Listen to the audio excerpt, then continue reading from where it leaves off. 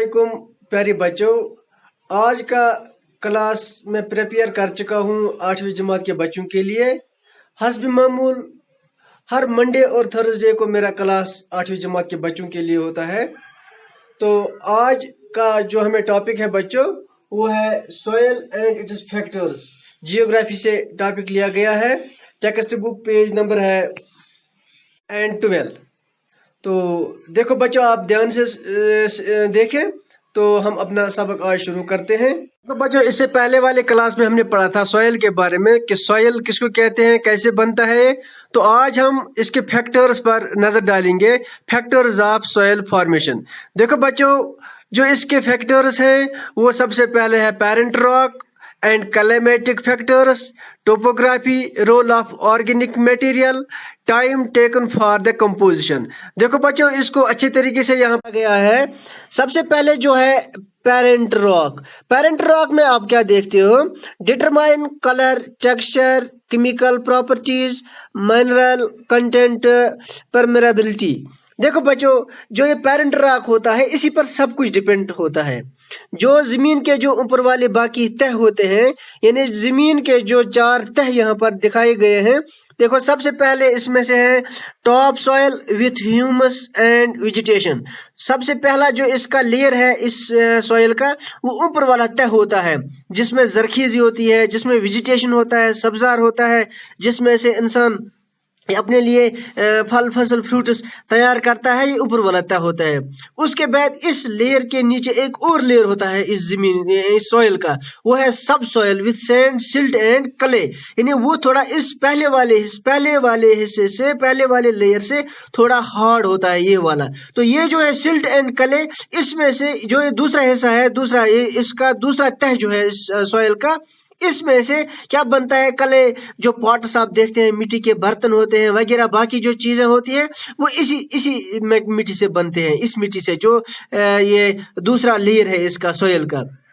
उसके बाद उसका तीसरा लेयर जो होता है वो उससे हार्ड होता है, विदाउट रॉक मटेरियल। जैसे पत्थर होते हैं उसमें, वो रॉक्स होते हैं उसमें, वो बहुत ज्यादा हार्ड होता है जो तीसरा लेयर होता है। पहला लेयर, दूसरा लेयर और तीसरा लेयर जो होता है वो सख्त होता है, बहुत हार्ड होता है। उसके बाद जो चौथा लेयर होता है, सबसे नीचे वाला हिस्सा लेयर जो वो होता है पेरेंट रॉक, उसको हम पेरेंट रॉक कहेंगे। सबसे नीचे वाला पेरेंट रॉक होता है। और इन 3 लेयर्स का दारोमदार जो है वो इसी पेरेंट रॉक पर होता है। तो पेरेंट रॉक ही असल में ये जमीन की जो तह होती है, इसमें ये सब कुछ बनता है। तो दूसरा है रिलीफ फीचर्स। जैसे मैंने आपको बताया था टोपोग्राफी।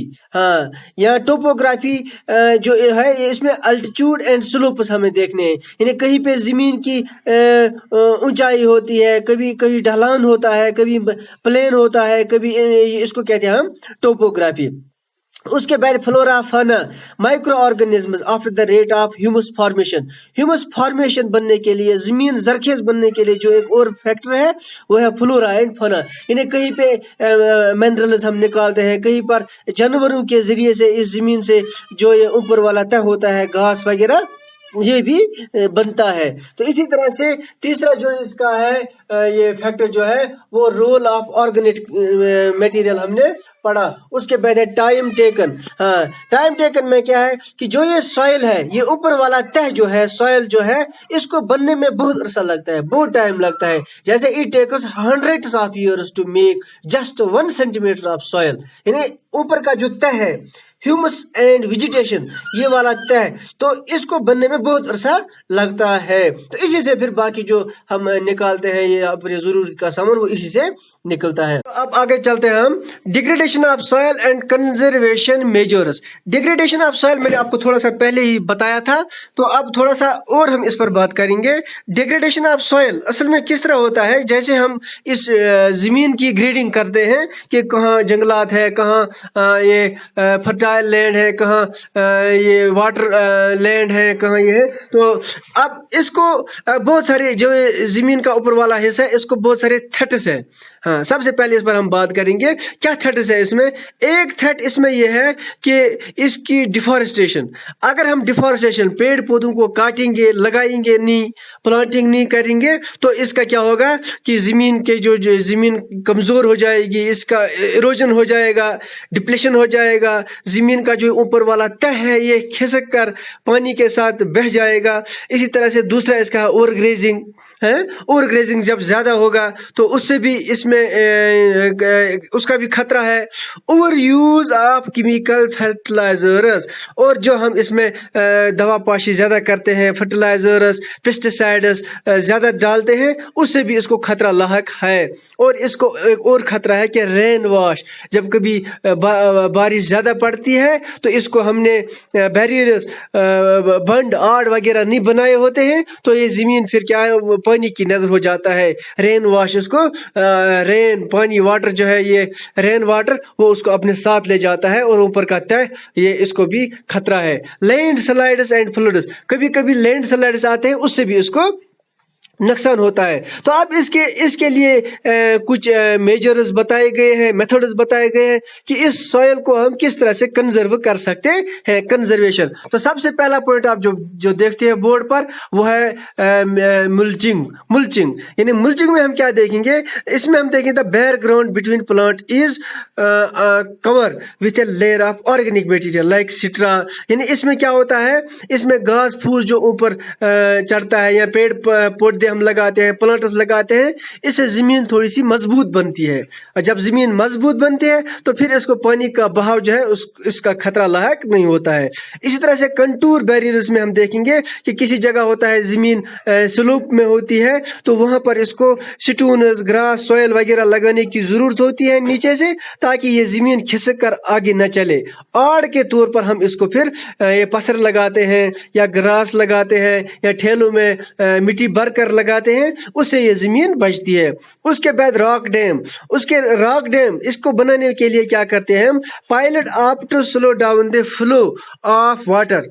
वाटर का फ्लो कम करने के लिए हम इसको क्या बनाते हैं, इसको डैम्स बनाते हैं, तो उससे भी इसका जो जमीन का जो लॉस होता है ये कम होता है। ट्रेस फार्मिंग, उसके बाद जो हम फार्मिंग करते हैं, इसमें हल जोते हैं, इससे भी इसको जमीन को क्या राहत मिलती है। इससे भी रिड्यूस जो जमीन का ये सरफेस होता है वो रिड्यूस नहीं होता है, सॉइल इरोजन नहीं होता है। इसके बाद इंटरक्रॉपिंग होता है कई जगह पर, कई जगहों पर, जहाँ यानी एक फसल हम काट कर दूसरा फसल लगाते हैं या एक साथ दो फसल लगाते हैं, different crops are grown in alternate rows, तो इससे भी क्या जमीन बचती है। उसके बाद कंटूर प्लोइंग, जो प्लोइंग करते हैं हम, हल जोते हैं जमीन में, parallel to parallel contours hilly slopes to form natural barriers for water to flow down the slope. इससे भी क्या जमीन की प्रोटेक्शन होती है, जमीन को हम कंजर्व कर सकते हैं। तो उसके बाद एक और पॉइंट है वो है शेल्टर बेल्ट्स के तौर पर हम कोस्टल एरियाज में खासकर या ड्राई रीजन्स में हम इन पेड़ पौधों के ट्रीज के वो प्लांट करते हैं, रोल लगाते हैं, चेक करते हैं, ताकि इसे क्या कि विंड मूवमेंट इसकी बरकरार रहती है, इससे विंड से इसको कोई नुकसान नहीं पहुंचता है। तो ये था बच्चों आज का सबक। मुझे उम्मीद है कि आपको अच्छे तरीके से समझ आया होगा। तो अब नेक्स्ट क्लास में मिलते हैं थर्सडे को। जब तक के लिए अल्लाह हाफिज।